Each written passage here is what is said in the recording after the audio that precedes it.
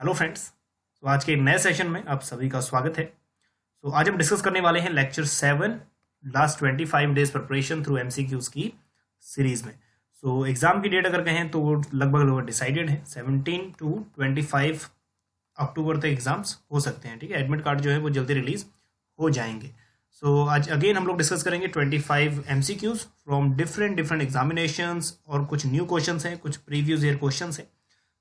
Again की pen and paper with you, क्योंकि आपको किसी क्वेश्चन में जरूरत पड़ेगा। कुछ क्वेश्चन फैक्ट बेस्ड हैं, कुछ कॉन्सेप्ट बेस्ड हैं। चलिए स्टार्ट करते हैं हम लोग विदाउट डिले। टाइम सबसे ज़्यादा इंपॉर्टेंट है।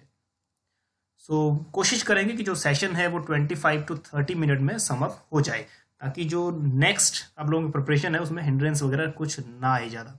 ठीक, चलिए सबसे पहले जो क्वेश्चन है आज का वो है लिक्विडिटी कवरेज रेशो से है। और आपको याद होगा जो बेसल 3 नॉर्म्स है, आप ऑप्शंस पढ़ लीजिए तब तक। ठीक है, जो बेसल 3 नॉर्म्स हैं इसके अकॉर्डिंग भी बेसल 3 नॉर्म्स इसके अकॉर्डिंग भी लिक्विडिटी कवरेज रेशो डिसाइड होती है। ठीक है, किसी बैंकों की 9%, कमर्शियल बैंकों के लिए अलग है, पब्लिक सेक्टर बैंक के लिए अलग है। लिक्विडिटी कवरेज रेशो क्या है ये बताना है आपको। ठीक है, ऑप्शंस आपके सामने दिए हुए हैं, एक बार ऑप्शंस पढ़ लीजिए, उसके बाद आंसर। चलिए हम लोग आंसर की तरफ बढ़ते हैं। बेसिकली लिक्विडिटी कवरेज रेशियो अगर हम अपनी लैंग्वेज में देखें तो क्या है, ये एक मिनिमम या फिर एक ऐसा रिक्वायरमेंट है जो बैंक को अपने पास amount high quality liquid asset में रखना पड़ता है, जिसका वो 30 डेज में कैश आउटफ्लो करने का फंड उनके पास होना चाहिए, ताकि वो 30 डेज तक का जो कैश आउटफ्लो है उसकी फंडिंग कर पाए। ठीक है, जो राइट आंसर है इसमें, that is high quality liquid asset to net cash outflow amount over a period of 30 days. ठीक है, जो सी ऑप्शन है इसमें करेक्ट है अकॉर्डिंग टू ऑप्शंस। चलिए question number 2। Again this question is about tax base.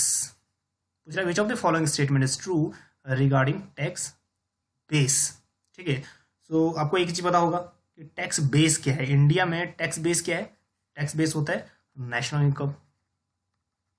ठीक है, national या फिर अगर हम बात करें जो पर्टिकुलर इंडिविजुअल की इनकम है उसके बेसिस पे टैक्स इंपोज करती है गवर्नमेंट। बस अब आपको आइडेंटिफाई हो जाएगा कि क्या करेक्ट आंसर इसका होना चाहिए।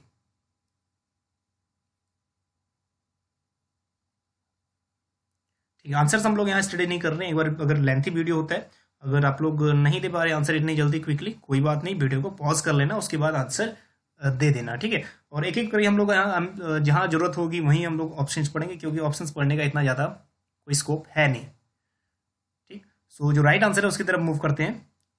It is aggregate value of financial streams on which tax can be imposed by the government. ठीक है, aggregate value of financial streams मतलब जो आपकी इनकम है, इनकम के ऊपर ही गवर्नमेंट क्या करती है, टैक्स इंपोज करती है, जिसको हम लोग बोलते हैं टैक्स बेस। ठीक है, आपने एक स्टडी भी की होगी tax base, that is tax elasticity, tax buoyancy. ठीक है, टैक्स बुएंसी एक बार बताना, tax buoyancy is a ratio between, tax buoyancy is a ratio between. चलिए आप लोग कमेंट कर देंगे उसको, क्योंकि लाइव चैट ऑन है। डी ऑप्शन इसका करेक्ट है। चलिए question number 3 is related with GST, goods and service tax. तो गुड्स एंड सर्विस टैक्स से बेसिक कॉन्सेप्ट ही पूछता है यूजीसी नेट में। नंबर 1 है taxes need to be paid at each point in the value chain. ठीक है, तो सेकंड ऑप्शन, थर्ड ऑप्शन इसको थोड़ा सा पढ़ लीजिए, फिर देखिए कौन कौन से ऑल्टरनेटिव्स करेक्ट हो सकते हैं। Second, next one is it will have input tax credit mechanism and total taxes will be passed on the consumers. ठीक है, क्या आंसर होना चाहिए? ये थोड़ा सा वीडियो पॉज कर लेंगे अगर ज़्यादा लेंथी है, या फिर अगर आपको ज़्यादा टाइम लगेगा तो वीडियो पॉज कर लीजिएगा। चलिए हम लोग बढ़ते हैं राइट आंसर की तरफ। नंबर ऑप्शन है taxes need to be paid on each point. बिल्कुल ठीक है। ठीक है, ईच पॉइंट या फिर जो ईच स्टेज है, मल्टी स्टेज टैक्स है, करेक्ट है। It will have input tax credit mechanism. It means कि जो इनपुट पे जो सेलर्स हैं या फिर जो मैन्युफैक्चरर्स हैं जो इनपुट पे टैक्स देते हैं, वो टैक्स उनको रिबेट मतलब टैक्स उनको वापस आ जाता है। टैक्स जैसे इनकम टैक्स रिटर्न आता है ना हमारा बैक, वैसे ही इनपुट टैक्स में जो टैक्सेस पेड कर करे होते हैं प्रोड्यूसर्स ने, वो वापस आ जाते हैं। Next, total tax will be, तो सेकंड स्टेटमेंट बिल्कुल करेक्ट है। Total taxes will be passed on the consumer, क्योंकि डेस्टिनेशन बेस्ड टैक्सेशन है। फाइनल मनी बर्डन किस पे आएगा? कंज्यूमर पे ही आएगा। तो मल्टी स्टेजेस पे तो हो रहा है टैक्स इम्पोज, लेकिन जो ये वाला है इनपुट टैक्स क्रेडिट मैकेनिज्म, जो इनपुट है कॉस्ट वगैरह है वो वापस आ जाएगा प्रोड्यूसर को, जो प्रोड्यूसर ने पहले पे किया उसको बैक आ जाएगा। तो तीनों ऑप्शन बिल्कुल करेक्ट है। सो डी ऑप्शन इज करेक्ट। चलिए question number 4, which of the following statement are true regarding deficit financing? So this is question is belong to deficit financing और monetized deficit। ठीक है, तो इस टाइप की टर्म्स जो है टर्मिनोलॉजी उनको कर लेना, क्योंकि इस टाइप के क्वेश्चंस पीजीटी लेवल पे भी हर बार पीजीटी लेवल पे भी इस टाइप के क्वेश्चंस देखे गए हैं। So in this question deficit financing which statement is correct? चलिए क्या ऑप्शंस होने चाहिए? 4 ऑल्टरनेटिव्स हैं, क्या ऑप्शन होने चाहिए? हम लोग राइट आंसर की तरफ मूव करते हैं। अभी तक तब तक जो भी राइट आंसर है आपका वो कमेंट करेंगे। So it raises the aggregate demand in the economy. Aggregate demand बढ़ेगा। जैसे डेफिसिट फाइनेंसिंग का मतलब होता है कि गवर्नमेंट या तो मनी सप्लाई इंक्रीज कर रही है by giving order to RBI to produce more money. तो मनी सप्लाई इसमें क्या होगा? मनी सप्लाई इंक्रीज होगा। मनी सप्लाई इंक्रीज होगा तो एग्रीगेट डिमांड भी, क्योंकि इनकम बढ़ेगा, इनकम पे इफेक्ट आएगा, तो इनकम बढ़ेगा तो एग्रीगेट डिमांड भी इंक्रीज होगा। इट में result in inflation in the economy, बिल्कुल करेक्ट है। एग्रीगेट डिमांड इंक्रीज होगा तो प्राइजेस बढ़ेंगे। And it is used as a development tools by developing countries. आप लोग देखोगे डेफिसिट फाइनेंसिंग हमेशा क्या होता है? एक्सपेंडिचर ज़्यादा होता है और रेवेन्यू होता है कम। ठीक है, एक्सपेंडिचर ये जो अब फुलफिल कहाँ से करेगा? मनी को या तो ज़्यादा करेंसी प्रिंट करनी पड़ेगी या फिर गवर्नमेंट बोरोइंग करेगी बाहर से। सो इसमें मनी सप्लाई बढ़ेगा। और डेवलपिंग जो कंट्रीज़ है, अभी भी इंडिया जो है इसको बेसिकली यूज़ करता है। किसी भी ईयर में आपने ये नहीं देखा होगा कि रिवेन्यू ज़्यादा हो गया एक्सपेंडिचर कम हो गया, क्योंकि एक्सपेंडिचर ज़्यादा ही रहता है। एंड केंज भी कहता है डेवलपिंग नेशन को पब्लिक एक्सपेंडिचर ज़्यादा करना चाहिए और डेफिसिट फाइनेंसिंग अपनाना चाहिए। सो third option is also correct. Fourth, it is done by issuing government bonds. Government bonds issue करके भी ये हो सकता है। गवर्नमेंट या फिर ऑर्डर दे सकती है for printing new currency to the RBI, तब भी हो सकता है। So fourth is also correct. So all of the above options correct है। Question number 4, Rostow model postulates that economic growth occurs in 5 basic stages of development. 5 stages of Rostow, लेकिन उनमें से कौन सा स्टेज नहीं है? फाइनली इतनी level की आपकी प्रिपरेशन है तो लेवल ऑफ क्वेश्चन बहुत ईजी है। इसका आंसर ठीक मतलब सबका आंसर करेक्ट होना चाहिए। सो बेसिक क्वेश्चन है 5 stages of growth model of Rostow. So एक बार अगर आपको पता है जो first, second, third, fourth, fifth, ये फिफ्थ मॉडल, ये फिफ्थ जो ग्रोथ प्रोसेस है, जो स्टेजेस हैं, फटाफट कमेंट कर देंगे कि कौन कौन सी 5 स्टेजेस हैं, क्योंकि अभी तक आपको ये गो थ्रू हो चुके होंगे आप लोग। सो इसमें जो नहीं है वो है C, entrepreneurial growth. Traditional society, pre condition of take off, maturity to drive, that is take off, फिर मैच्योरिटी टू ड्राइव, फिर high mass consumption. Sixth one, taxation list 1 union government as per constitution of India include. अब एक बार थोड़ा सा ये comment करेंगे कि list 1 किस में आता है, कौन से शेड्यूल में आता है, कौन से शेड्यूल में लिस्ट 1 आता है? ठीक, शेड्यूल 6, 7, 8, 9 किस शेड्यूल में? और लिस्ट 1 और लिस्ट 2 में आ जाते हैं स्टेट गवर्नमेंट के टैक्सेस। तो लिस्ट 1 में शेड्यूल 7। शेड्यूल 7 के अंदर कौन कौन से ऐसे टैक्सेस हैं जो सेंट्रल गवर्नमेंट कलेक्ट करती है, लिवाइट भी करती है, कलेक्ट भी करती है। So taxes on consumption of sale and electricity. हम लोग राइट आंसर की तरफ बढ़ते हैं, लेकिन आपका जो भी आंसर हो उसको आप कमेंट कर दीजिएगा। So taxes on consumption and sale of electricity ये स्टेट गवर्नमेंट कलेक्ट करती है, तो ये लिस्ट 2 में आएगा, तो ये ऑप्शन गलत है। Taxes on sale and purchase of newspaper on advertisement published therein, बिल्कुल करेक्ट है, सेंट्रल गवर्नमेंट इंपोज करता है। और इसमें ये भी हो सकता है कि सेंट्रल गवर्नमेंट इंपोज करे लेकिन स्टेट गवर्नमेंट उसको कलेक्ट करे, क्योंकि जो टैक्सेस ऑन ये वाला है ये स्टेट गवर्नमेंट कलेक्ट करता है। तो एक बार देख लेना जो कैरेक्टराइज है, इसमें हमने वीडियो भी फुल फ्लैज वीडियो बनाया है जिसमें 3 भागों में बांटे हैं। एक ऐसा है जो सेंट्रल गवर्नमेंट इंपोज भी करता है और कलेक्ट भी करता है। दूसरे में ये है कि सेंट्रल गवर्नमेंट इंपोज करता है और कलेक्ट, कुछ पार्ट कलेक्ट इसका स्टेट गवर्नमेंट करता है। तीसरे पोर्शन में ये भी आता है कि इंपोज सेंट्रल गवर्नमेंट करती है लेकिन उसको होली कलेक्ट करता है स्टेट गवर्नमेंट। तो तीनों उस वीडियो में हमने बताया गया है। Next one, taxes on capital value of assets, ये भी सेंट्रल गवर्नमेंट ही करेक्ट करती है। And duty in respect to succession of property, succession मतलब अगर किसी की डेथ हो जाती है, इनहेरेंट प्रॉपर्टी किसी की डेथ हो जाती है, उसका नॉमिनी नहीं है नेक्स्ट, तो ये भी गवर्नमेंट अपने मतलब गवर्नमेंट इस पे सक्सेशन टू प्रॉपर्टी इसको भी अपने पास रख लेती है।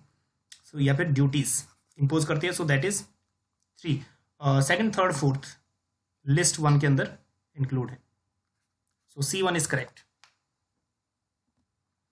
Question number 7, as per proposal of union budget 2021-22, which of the following tax contributes maximum share output, that is out of total tax revenue collection?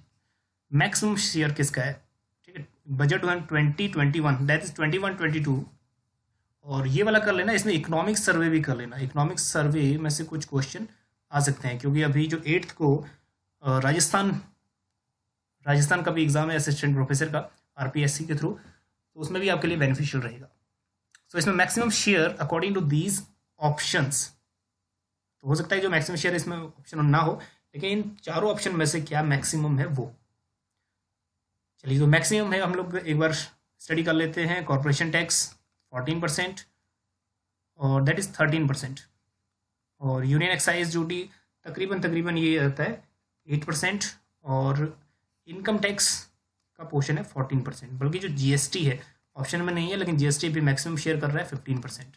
तो इस साल का जो 21-22 का है टोटली चेंज हो गया, पहले थोड़ा सा कुछ सिनेरियो और था, लेकिन अभी चेंज हो गया है। So maximum share income tax answer के अकॉर्डिंग। और कस्टम्स कितना है ये थोड़ा सा कमेंट करेंगे, कस्टम पे कितना शेयर है अभी टोटल टैक्सेस का। Okay, question number 8 old paper से है, 2015-16 का ये क्वेश्चन पेपर, आई थिंक 15 का या 15 से होगा ये, UGC नेट 2015, चेक करना कि जून का है या दिसंबर का है। So in case of deficit budget, when the deficit are covered through taxes, that budget is called. अब ये क्वेश्चन मोस्ट कंफ्यूजिंग क्वेश्चन है, और कई स्टेट गवर्नमेंट में भी जो सेट के एग्जाम्स होते हैं उनमें भी इसके आंसर की इसमें थोड़ा गलत इंटरप्रिटेशन है इस क्वेश्चन का। तो ये कह रहा है कि डेफिसिट बजट है और डेफिसिट को कवर्ड कर लिया गया है टैक्सेस के थ्रू। क्वेश्चन समझना कि जो डेफिसिट है उसको कवर्ड कर लिया गया है, अब उसके बाद वो बजट क्या बन जाएगा। ठीक है, उसके बाद वो बजट क्या बन जाएगा, सरप्लस तो होगा नहीं, या नन ऑफ द अबव भी नहीं है। तो जो डाउट रहता है मेनली इस क्वेश्चन में यहाँ रहता है। ठीक, जो डाउट रहेगा वो रहेगा 1 और 3 में, क्या अनबैलेंस्ड है या फिर बैलेंस है। क्या आपकी तरफ से क्या आंसर है ये फटाफट कमेंट करेंगे, फिर हम लोग चलेंगे इसके एक्सप्लेनेशन पे। सो जो करेक्ट आंसर है वो है आपका बैलेंस बजट, क्योंकि बैलेंस डेफिसिट को कवर कर लिया गया है। जितना डेफिसिट था, मान लीजिए डेफिसिट 220 करोड़ का था, उतना ही गवर्नमेंट ने 220 करोड़ टैक्सेस से अर्न करके उसको फुलफिल कर लिया है। तो अभी बजट क्या हो गया, बैलेंस हो गया। सो बैलेंस इज करेक्ट, और अनबैलेंस बजट नहीं रहेगा, क्योंकि जो डेफिसिट अगर कवर नहीं हुआ होता तो अनबैलेंस हो जाता। So balance budget is correct answer. 9th one, population, that is pollution by a firm in the course of its production which causes nuisance or harm to others is an example of externality से। तो externality से कौन सा taxes और subsidy use होता है, कौन सा टैक्सेस, ठीक है, किस इकोनॉमिस्ट से एक्सटर्नैलिटी पे टैक्सेस इंपोज होता है, क्योंकि वो क्वेश्चन में कई बार आ जाता है। ठीक, करेक्ट, पिगुवेंट टैक्सेस। सो इसमें पूछ रहा है कि एक फर्म है, न्यूसेंस और हार्म प्रोड्यूस कर रही है अदर्स के लिए, तो इसमें से कौन सा हम लोग टर्मिनोलॉजी उसके लिए यूज करेंगे। पॉजिटिव एक्सटर्नैलिटी है नहीं, क्योंकि वो हार्मफुल है। सो जो मेन है दैट इज नेगेटिव एक्सटर्नैलिटी। तो इजी लेवल का क्वेश्चन है, लेकिन हाँ इस टाइप के क्वेश्चन आ जाते हैं। तो पिगुवेंट टैक्सेस और पिगुवेंट सब्सिडी दोनों ही कर लेना, दोनों ही अपने लेवल पे डिफरेंट काम करते हैं। Question number 10, which of the following is essential element of a game. Game theory से ना थोड़ा क्वेश्चन पूछता है। ठीक है, तो ये इजी लेवल का क्वेश्चन है कि गेम में कौन कौन से एलिमेंट्स होते हैं, प्लेयर्स, स्ट्रेटजी, पे ऑफ्स। ठीक, सो 1 2 3 4 क्या आंसर होना चाहिए ये आपने कमेंट करना है। तो तीनों ही स्ट्रेटजी हैं, दैट इज 1 2 3 जो यूज होती हैं गेम थ्योरी में। Okay, question number 11, a natural monopoly occurs in a market where. Natural monopoly, और नेचुरल मोनोपोली के बारे में आप लोग जानते ही होंगे। ठीक है, थोड़ा सा इंट्रोडक्शन दे देते हैं, फिर हम लोग आंसर्स की तरफ मूव करेंगे। सो नेचुरल मोनोपोली गवर्नमेंट के थ्रू सेटअप होता है। अब ये प्रॉफिट मोटिव नहीं है इसका, गवर्नमेंट इकोनॉमी को ऑपरेट कर रही है प्रॉफिट मोटिव के लिए नहीं, इकोनॉमी को रेगुलेट कर रही है ओनली, ठीक है, सर्टेन मार्केट को वो रेगुलेट कर रही है, but not point of view of profit. So इस केसेस में क्या होता है, जो लॉन्ग रन एवरेज कॉस्ट है, लॉन्ग रन एवरेज कॉस्ट वो फॉल डाउन होता जाता है। सो जो राइट आंसर की तरफ बढ़ते हैं, तो average cost curve is decreasing over the entire relevant range of output. So second one is correct. Okay, question number 12 micro economics का बेसिक क्वेश्चन है, why are indifference curve convex to the origin. ठीक है, basic level का question है indifference curve से। So it is convex to the origin. So right answer की तरफ बढ़ते हैं, जब भी गुड्स परफेक्ट सब्स्टिट्यूट होते हैं, that is two goods are imperfect substitute, और अगर कॉम्प्लीमेंट्री होंगे परफेक्ट कॉम्प्लीमेंट्री, तो वो क्या बन जाएगा, एल शेप बन जाएगा। ठीक, when two goods are imperfect substitute, तो करेक्ट है, that is convex to the origin, that is 2। और अगर परफेक्ट सब्स्टिट्यूट होगा फिर वो वर्टिकल बन जाएगा, दैट इज फिर वो स्ट्रेट लाइन बन जाएगा परफेक्ट सब्स्टिट्यूट केस में। ठीक, when two goods are imperfect substitute, तो वो बनेगा हमारा curvature, that is convex to the origin, indifference curve. So second one is second statement is correct. Question number 13, which one of the following is required for a person to make a rational decision। क्योंकि यहाँ पे एक assumptions है, consumer is rational, consumer विवेकशील है, वो सब कुछ जानता है मार्केट मैकेनिज्म के बारे में। ठीक, what it means, so what is required for a person to make rational decision. चलिए आंसर की तरफ चलते हैं हम लोग। सो राइट आंसर है choice that are consistent with a similar goal every time। ठीक, so one is correct option। okay, question number 14, that is from finance commission, that is 15th finance commission की जो recommendation है उस पे। so as per the state share in the divisible pool of taxes for fiscal year 2021 should be reduced from 42% to कितना percent होना चाहिए, 42% to, पहले 42% था, अभी कुछ रिड्यूस हुआ है, दैट इज 1% रिडक्शन हुआ है, so it is 41%। So fact based question है। चलिए 15th क्वेश्चन नंबर क्वेश्चन, तो इस टाइप के क्वेश्चंस कई बार क्रोनोलॉजी में पूछ लेता है। सो फाइनेंस कमीशन, सो क्रोनोलॉजी में पूछ सकता है, एंड जो इनके डिफरेंट डिफरेंट कमीशन के हेड नए चेयरमैन है उसके बारे में पूछ सकता है। सो राइट आंसर क्या होगा इसके बारे में थोड़ा सा कमेंट करेंगे। सो जो सबसे पहले आपके माइंड में आता है पहले उसको मैच करो। जैसे 14th फाइनेंस कमीशन है, 14th फाइनेंस कमीशन थोड़ा सा न्यू है, जैसे YV रेड्डी, ठीक है, YV रेड्डी। फिर उसके बाद 13th finance commission, 13th finance commission Vijay Kelkar, ठीक, 13th finance commission that is Vijay Kelkar. अब उसके बाद थोड़ा मैच कर लीजिए कि ये क्या दो मैच करते हैं, क्या आपका आंसर है थोड़ा सा कमेंट करेंगे, फिर उसके बाद हम लोग राइट आंसर की तरफ मूव करेंगे। चलिए, सो 12th फाइनेंस कमीशन जो चेयरमैन थे C रंगाराजन, और फर्स्ट कमीशन KC न्यूजी, ये भी थोड़ा इजी है, KC न्यूजी। चलिए अब सेट हो गया है, दैट इज फर्स्ट का C, दैट इज फर्स्ट का 3, सो 3, एंड उसके बाद first commission that is 4, that is 5th। So D option बिल्कुल करेक्ट जा रहा है, ठीक है, D is correct. So D जिसका भी ऑप्शन है करेक्ट है। सो ये वाला चार्ट एक बार कर लेना, इसमें आपको ज़्यादा करने की जरूरत नहीं है, फर्स्ट 4 कर लेना, फर्स्ट 4, और उसके बाद लास्ट 5, ठीक है, लास्ट 5 कर लेना, काफी more than enough. Question number 16, when two event can not happen simultaneously they are called. Probability का क्वेश्चन है, जब दो इवेंट एक साथ हैपन नहीं हो सकते, सो इट इज कॉल्ड, तो एक का इवेंट या फिर जो एक की एक्टिविटी है दूसरे को इफेक्ट नहीं करेगी, तो उसको हम लोग क्या बोलते हैं, that is mutually exclusive event. So B1 is correct.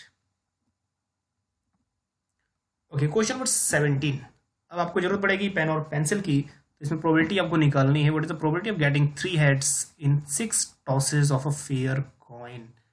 ठीक है, 3 हेड्स 6 टॉसेस हुए हैं, और क्या प्रोबेबिलिटी कि 3 हेड्स उसमें अकर्स होते हैं। सो इसमें जो बर्नौली थ्योरम है वो आप यूज कर लेना, that is NCR।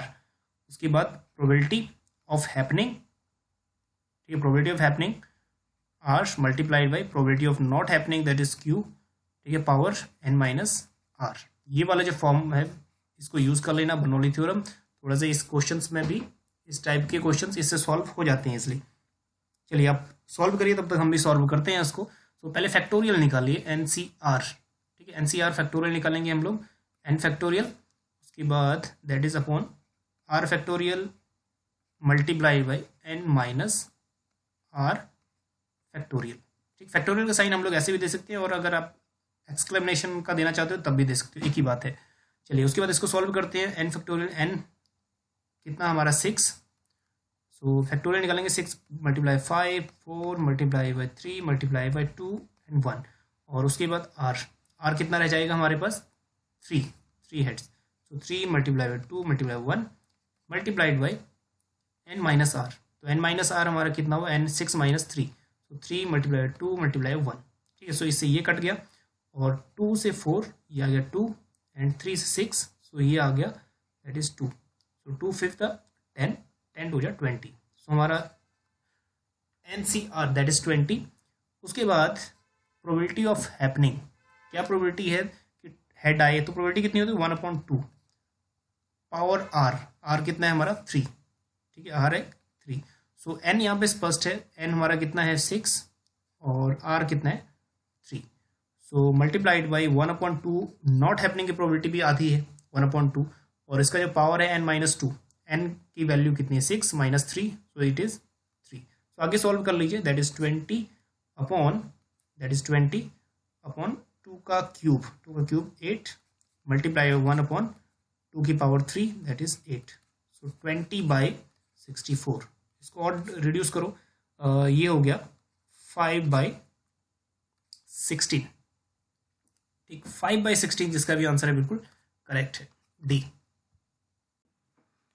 Next question number 18, among the which of the following what causes market failure. Market failure की क्या रीजन है? Number 1 externality, asymmetric information, perfect competition and public goods. इन चारों में से कौन कौन से कॉजेज हो सकते हैं मार्केट फेलियर के? सो मार्केट फेलियर अगर हम बात करें, जहां भी इम्परफेक्ट कंपटीशन आता है, जहां भी फेयर डील नहीं है, वहां मार्केट फेल हो जाती है। सो राइट आंसर की तरफ हम लोग मूव करते हैं। एक्सटर्नैलिटी उसमें से कॉजेज है, मार्केट फेल हो सकता है क्योंकि पॉजिटिव नेगेटिव दोनों एक्सटर्नैलिटी मिलती है। एसिमेट्रिक इन्फॉर्मेशन प्रॉपर नहीं होती, बायर और सेलर दोनों में से किसी के पास इनकम्प्लीट इन्फॉर्मेशन रह सकती है, तो इस मामले में मार्केट फेल हो जाता है। परफेक्ट कंपटीशन में बायर और सेलर को परफेक्ट नॉलेज होती है, तो इसमें मार्केट फेल नहीं होता। पब्लिक गुड्स में एक प्रॉब्लम आती है, फ्री राइडिंग प्रॉब्लम, ठीक है, फ्री राइडिंग प्रॉब्लम के कारण यहाँ भी प्रॉब्लम हो सकती है। सो जो राइट आंसर है हमारा वो है A, B and D, first one is correct. Now next question number 19, IADP and HYVP were started during which 5-year plan? Fact based question है। So IADP means integrated agriculture district programme. तो कई बार ये question में full form ही पूछ लेता है, तो जो डी है, D is not for development, D is for district. तो डिस्ट्रिक्ट, तो ये लॉन्च कौन से 5-year प्लान में ये स्टार्टेड हुआ था, ये आपको बताना है, ठीक है, ये दोनों ही strategies. So high yielding variety seeds program और district that is integrated agriculture district program. So IADP जो स्टार्ट हुआ था 1960s में हुआ था, लेकिन 1960s में इसने वर्क करना शुरू नहीं किया था, क्योंकि 1962 एंड 63 में इसने वर्क करना स्टार्ट किया था, और इनिशियली ये 4 डिस्ट्रिक्ट में ये प्रोग्राम लॉन्च हुआ था। उसके बाद हाई यील्डिंग वैरायटी प्रोग्राम्स, जब ग्रीन रिवोल्यूशन आया था 1966 में, तो ये दोनों ही प्लान पार्ट है थर्ड 5-year प्लान के। So third 5-year plan is correct. Okay, question number 20, a firm generating a negative externality has to reach an economically efficient output level, which of the following condition is necessary? एक firm है, negative externality create कर रही है, क्या ऐसा किया जाए कि वो इकोनॉमिकली एफिशिएंट आउटपुट तक पहुंचा जाए, ठीक, तो क्या गवर्नमेंट करेगी? तो यहाँ पे नेगेटिव एक्सटर्नैलिटी में जो टैक्सेस इंपोज करेगी, पिगुवियन टैक्सेस, आपने देखा होगा, वो कॉन्सेप्ट भी किया होगा पिगुवियन टैक्सेस का, तो वहीं से क्वेश्चन डिराइव आउट है, ठीक। तो नेगेटिव एक्सटर्नैलिटी पे टैक्स इंपोज करेगी, तो अगेन फर्म्स क्या होगा, इकोनॉमिकली एफिशिएंट आउटपुट प्रोड्यूस कर पाएगी। तो दो तरीके से हो सकता है, या तो सब्सिडी प्रोवाइड करे या फिर टैक्स इंपोज करे। सो जो राइट आंसर है वो क्या हो सकता है, ठीक। सो हम लोग राइट आंसर की तरफ चलते हैं। अगर आपका थोड़ा सा टाइम लगेगा तो वीडियो थोड़ा पॉज कर लेना। So right answer is excise tax impose on firms. जितना भी एक्साइज टैक्स इम्पोज फर्म पे इम्पोज होना है वो होगा social marginal cost minus firms marginal cost. ठीक है, सी ऑप्शन बिल्कुल करेक्ट है। Okay, question number 21, which of the following statements state the correct assumption of HO model. HO model की जो अजम्पशंस है, कौन सी करेक्ट अजम्पशन है वो आपको बताना है। सो एक हिंट दे देता हूँ, जो ये मॉडल है 2x2x2 मॉडल हम लोग इसको पढ़ते हैं। 2 नेशंस, 2 फैक्टर्स, 2 कमोडिटी, ठीक है, ये वाला मॉडल। सो इसमें जो करेक्ट ऑप्शन है उसकी तरफ हम लोग चलते हैं। So there are artificial barriers to trade. Barriers to trade उसमें नहीं होते, क्लासिकल इकोनॉमिस्ट के ऊपर ही बेस्ड है एचओ थ्योरी। थोड़े बहुत एजम्पशन मैच करेंगे परफेक्ट कॉम्पिटिशन के। So factor supply is not fixed for each country. Not fixed कह रहा है, फैक्टर सप्लाई इसमें फिक्स होता है, तो ये भी करेक्ट नहीं है। So there is no transportation cost. ये एजम्पशन है परफेक्ट कॉम्पिटिशन की, ट्रांसपोर्टेशन कॉस्ट नहीं होता, बिल्कुल करेक्ट है। And factor production are uh mobile within the country. Within the country mobile होते हैं, और आउटसाइड द वर्ल्ड जब वो दूसरी कंट्री में विजिट करते हैं तो ई मोबाइल हो जाते हैं। ठीक है, आउटसाइड द वर्ल्ड, तो ये भी गलत है। So third option is correct. Question number 22, international trade is most likely to generate short term unemployment. So international trade जब होगा तो सबसे ज्यादा जो शॉर्ट टर्म अनएम्प्लॉयमेंट है किस में आएगा। एक एग्जांपल ले लो, इंडिया का सबसे ज्यादा जो इंटरनेशनल ट्रेड है और मोबाइल्स कंपनी का लगा लो। मोबाइल कंपनी इंडिया की जो कंपनी है लगभग खत्म होने पे है। सो इंटरनेशनल ट्रेड जैसे ही बढ़ा तो एप्पल इंडिया में आया, उसके बाद जियोमी है, सैमसंग है, मार्केट कैप्चर कर लिया इंटरनेशनल ट्रेड की वजह से। अब क्या कहाँ कहाँ अनएम्प्लॉयमेंट फैला वो आपको बताना है।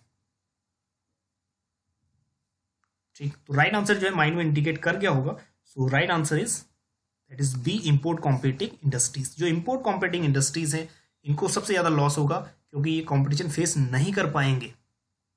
ठीक है, तो ये कंपटीशन उस लेवल का फेस नहीं कर पाएंगे, क्योंकि जो अदर कंट्रीज हैं they are using dumping strategies. जैसे चाइना स्ट्रेटजी यूज करता है डंपिंग की, तो 3 टाइप ऑफ डंपिंग है, वो भी इजीली कर लेना, कई बार उसमें से भी आ जाता है।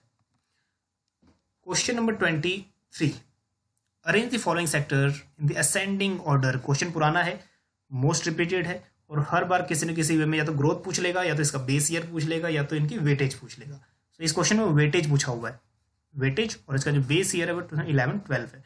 पहले बेस ईयर था 2004 एंड 2005, मतलब वैसे ही चल रहा है जैसा ये जीडीपी का बेस है। 2011-12। सो असेंडिंग ऑर्डर में यूज करना है, जिसका वेटेज कम है उसको पहले रखना है। ठीक, चलिए हम लोग राइट आंसर की तरफ मूव करते हैं। सो सबसे ज्यादा जो वेटेज है वो है मैन्युफैक्चरिंग का। मैन्युफैक्चरिंग का जो वेटेज है 77.63% टोटल वेटेज, और इलेक्ट्रिसिटी का जो वेटेज है, इलेक्ट्रिसिटी का वेटेज 7.99 का, और माइनिंग का जो सेक्टर वेटेज है वो है 14.37। तो वेटेज कर लेना। और कई बार इसमें ये ना पूछ ले कि नंबर ऑफ आइटम्स कितने होते हैं। सबसे ज़्यादा नंबर ऑफ आइटम्स होती हैं इसमें मैन्युफैक्चरिंग में 405, और 1 आइटम्स है इलेक्ट्रिसिटी और माइनिंग में। तो ग्रोथ प्रोसेस भी देख लेना, ग्रोथ किसका ज़्यादा है। तो ग्रोथ जिनकी वेटेज कम है ना, इनकी ग्रोथ ज़्यादा होती है actually as compare to manufacturing. So weightage के हिसाब से सबसे कम वेटेज है, असेंडिंग ऑर्डर में रखना है। सबसे कम इलेक्ट्रिसिटी, पहले ए, उसके बाद सी, फिर B, A C B. So B is correct. So ascending order in their weightage. So question number 24, in order to control credit and investment the central bank of India should। सो इसमें पूछ रहा है credit control करना है, तो कौन सी situation है, inflation की या डिफ्लेशन की।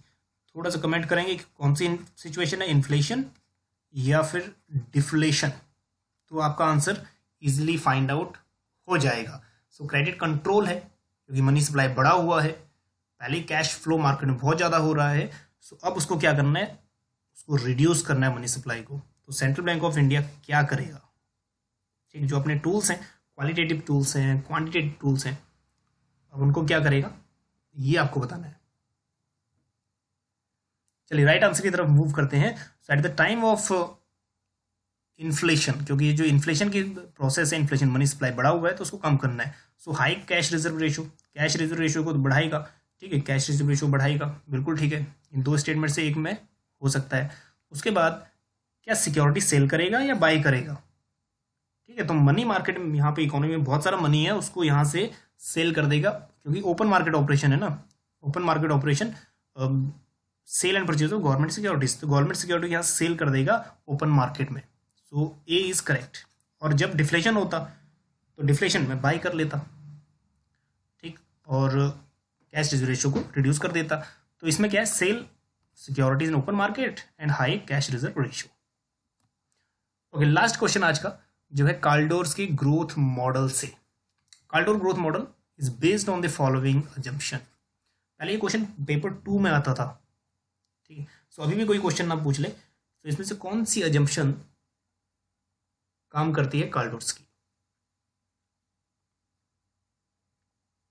चलिए राइट आंसर की तरफ हम लोग चलते हैं। तो इनमें से जो भी आंसर है आपका फटाफट कमेंट करेंगे, क्योंकि लास्ट क्वेश्चन है। सो राइट आंसर है output consist with wages and profit. ठीक है, वेजेस और प्रॉफिट से बनता है total output according to Keynes, according to Kaldor, correct है। And investment output ratio is independent variable. तो ग्रोथ का जो काल्डोर का मॉडल है, investment output ratio, it is also independent, ठीक है। So it is constant and independent, so B भी बिल्कुल करेक्ट है। और जो ये दो अजम्पशंस हैं, ये अजम्पशंस किसकी हैं, केंज की। MPC and MPS are constant नहीं है इसका, and there is less than full employment, ये भी नहीं है। So first and 2, that is D option जिसका भी है बिल्कुल करेक्ट है, ठीक। सो चेक करना कि आपने कितने क्वेश्चंस करेक्ट किए हैं आउट ऑफ 25। सो कुछ क्वेश्चन में हो सकता है कि टाइम लगा हो। सो नेक्स्ट हम करेंगे लेक्चर 8।